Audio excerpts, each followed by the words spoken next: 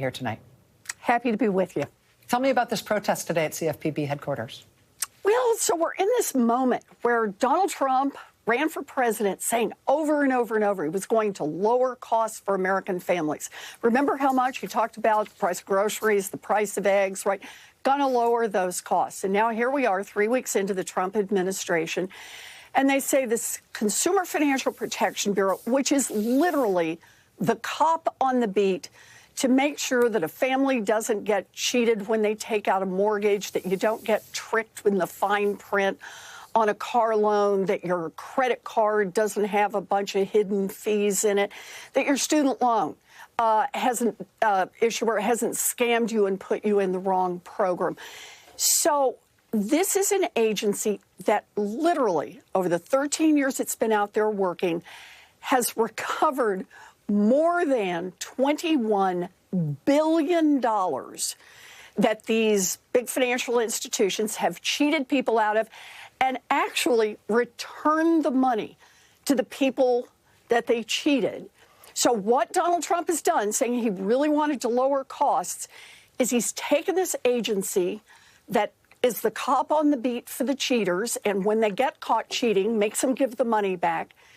And he said, cops, step aside, look the other way. We don't care how big the scam is. We don't care who's getting hurt. Just everybody put your pens down, fold your hands, put them in your lap, and let the scams roll on. What do you make about the way they have done this? Because you and I have spoken before, since the formation of the CFPB, about all the ways that Republicans have tried to come after it and all the ways that, you know, people who represent these financial institutions have tried to kill it, have tried to undermine it. If it was this easy, if it was just a proclamation, tell all the workers to go home, stop working on any of this stuff, and by the way, we're shutting the building, why didn't they do it like this before? It seems to me like that might be an indication that this isn't actually a legal way to close this agency. Oh, that's exactly right. Congress created this agency. There were laws that were passed, right? They passed a bill in the House, passed a bill in the Senate, did a conference, got the thing through, was signed into law by the President of the United States. And only Congress, not Donald Trump, not Elon Musk, not some 22-year-old programmer. Only Congress can shut this agency down. But here's the trick on that one. You notice none of the Republicans, oh, yeah, they beat on their chests and they're big manly guys and they keep putting in these bills to say, let's shut down the consumer agency. But they don't actually want a real vote on that.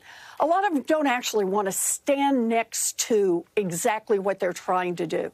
And that is shut down the agency that has handled more than 6 million consumer complaints by people who got cheated, by their credit card companies, by payday loan companies. They don't want to admit what they're trying to do. Remember, that $21 billion, that came out of somebody's hide. And you know whose hide it came out of? The cheaters and the scammers. It came out of the hides of the billionaire CEOs. And they would like to have the opportunity to earn that money going forward. So they want to push. But there are a lot of folks in Congress actually kind of squeamish about that. So they did the end run. They tried it through the courts. You know what the Supreme Court of the United States said? Not once, but twice. Thing is perfectly constitutional. Yep, it's going to go forward. If you want to change it, you've got to go back to Congress. And now here's Donald Trump, Elon Musk, and a handful of 22-year-olds saying, no, we think we're just going to find another way to shut it down. It's not only not legal and not popular.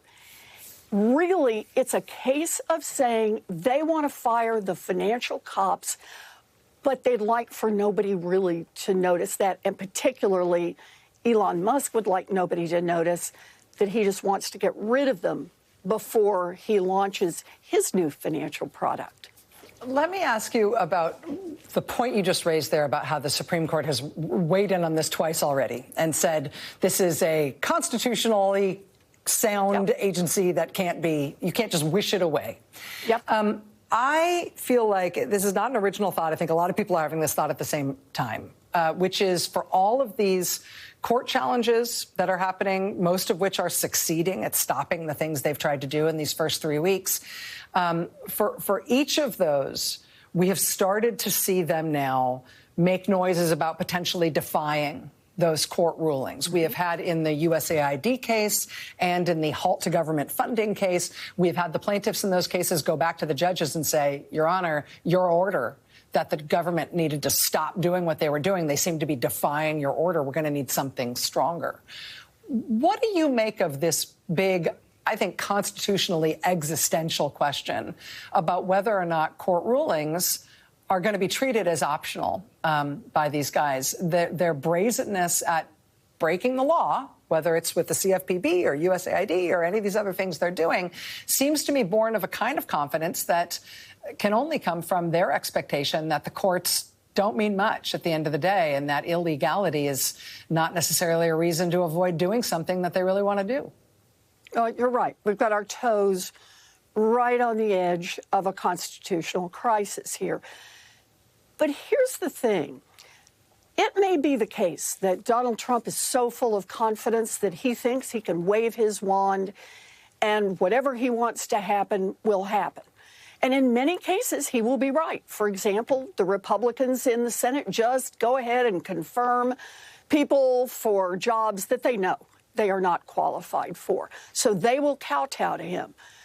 But I don't think that's going to happen with the courts. And here's the next part. They may not be able to force Donald Trump to do something, but Donald Trump isn't actually the guy who puts in the orders and cuts people's paychecks. There's somebody else in the system who does that. And they're a click down from Donald Trump and a click down from that and a click down from that. And when a federal court issues an order and then gets people in front of them and says, you either follow that order or find yourself in contempt, now we're going to see whether or not those are people who are going to say, oh, but Donald Trump told me, and a judge is going to say, I don't care what Donald Trump told you. I'm telling you what the law is. You follow the law. And, you know, my view right now is the courts are where we are hanging on to our constitutional structure. They still have the power to hold everybody else in this country in contempt if they do not follow lawfully issued court orders. Senator Elizabeth Warren, thank you for your time tonight. It was really interesting also to see you out there with protesters today, people showing up and putting themselves on the line, showing up in real life to stand up for the CFPB and the people that work there. I appreciate you being there with those folks and telling us about what it was like. Thanks for being